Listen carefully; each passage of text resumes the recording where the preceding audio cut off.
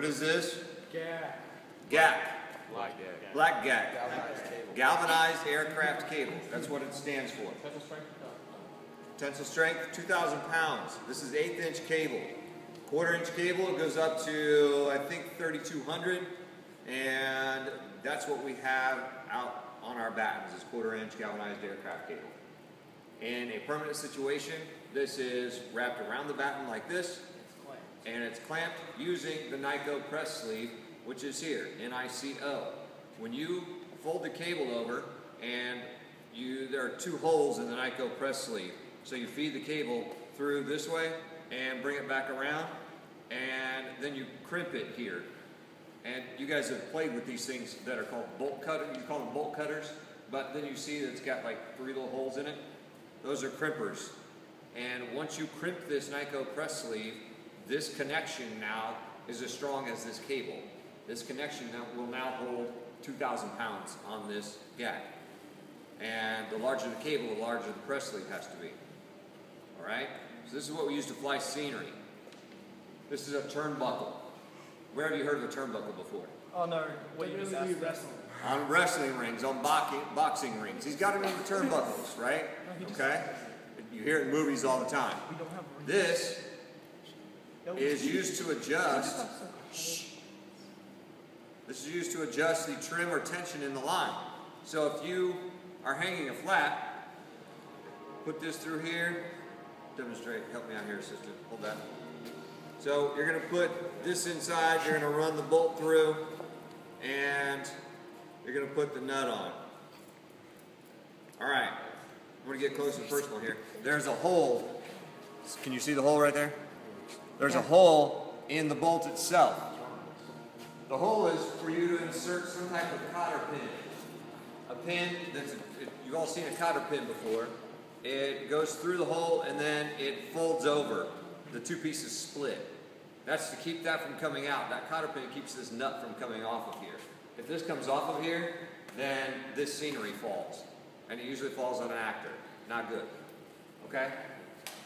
So we connect this then to what's called a bottom hanging iron. Bring it out. Thought I brought it out. Huh? Keep rolling. I'll edit it out. Sit here, stare at Mike. Someone get in it.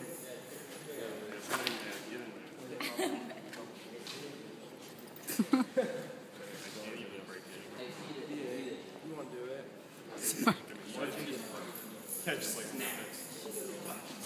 I'm back.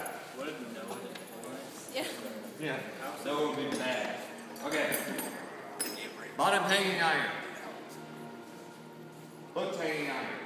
We're hanging traditional scenery, a Broadway flat.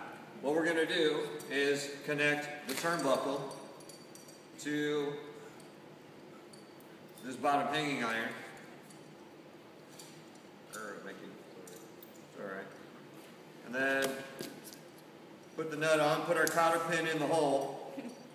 Then we're going to hook this. Let's pretend this is a Broadway flat, because all we have in here are Hollywoods right now. So we're going to hook this underneath. Hold that up. We hook it underneath, drop it. Alright? And this goes behind the flat. Turn this around. Okay. Now, we would bolt this in rather than screw it in, because what do we know about screws, like drywall screws and metal? They don't go together. They don't go together. What happens to them? Strip? Split the wood? Shears the head of the screw off. That's stripping. Okay? So we don't want to put metal and drywall screws together. One thing to watch out for is this right here. You got to make sure your turnbuckle is up and not down this way. Okay? We would have one of these on each side of this flat. And then the cables are not going to be exactly the same length. If the cables aren't exactly the same length, then, but they're close, within a couple of inches of each other, which they should be, then we use this, and by holding that cable right there. By holding this cable, I can turn this turnbuckle, and I can actually make this cable longer. See how it's separating? That's actually making that cable longer. So if this flat is hanging this way, or it's hanging this way, I can adjust the cable on each side of it to level this flat out. Make sense? Okay, now we run this up to the top, and what do we do to keep this from falling over? Because if we just go to lift this, what happens? Mike, what's it doing? It's falling towards you because I'm lifting up. So what we have to have is a D-ring and a strap. D-ring and strap. That's what it looks like. Looks like a D, right? Goes inside here like this. This gets through to here, and the cable runs through it. And then that keeps the front of the flat from wanting to tip over the top of the flat.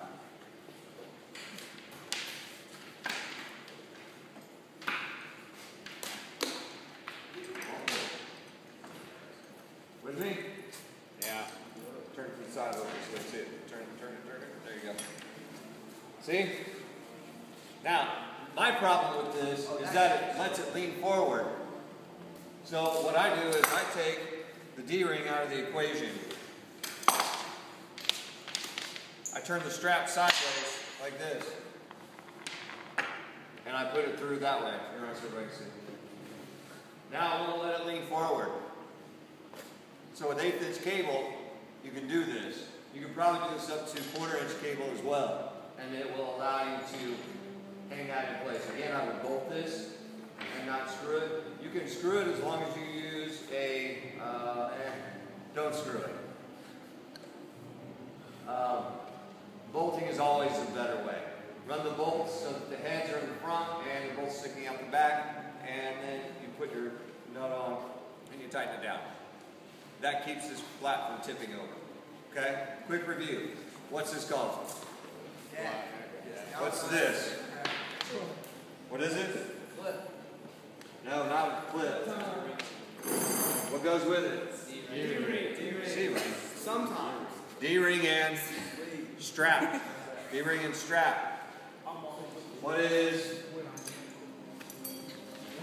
this thing right here? Right here. Turnbuckle. What's this guy? Why do we lift from the bottom? This is a flat hanging iron. We could just hang it from the top with the cable. Put this up here. What's the problem with this? It'll swing. Not only will it swing, but you've got all this weight hanging from this thing. With a bottom hanging iron, you're lifting from the bottom. All the weight is supported on that bottom rail. And so there's no risk of anything falling from this. If you hang this on the top rail of the Broadway flat, then you're relying on the corner blocks. If those corner blocks give up, bottom half of that flat goes, lands on an actor, and you've got the top rail hanging. And you have a dead actor. Or severely injured actor.